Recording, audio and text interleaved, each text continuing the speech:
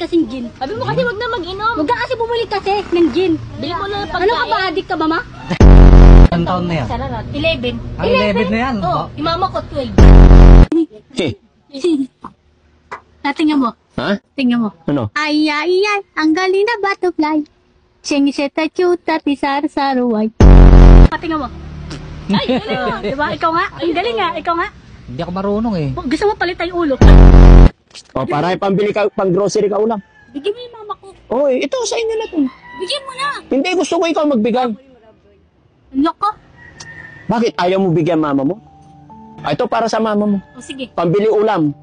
Ikaw lang kasi bumili. Ang tamad mo kasi. O, akin na ako. Pabarangay mo nga yun. Remote si, Kuya Ligor. Pabarangay natin yan. Bakit? Para po sasantitingan. Mamatay na lang sa Oo, lalagay natin yan sa ano. Gusto mo lalagay kita sa washing?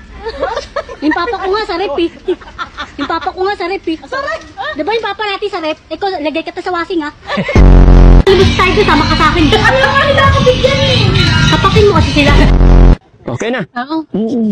Ay, ang bango talaga ni Joy Joy. Ay!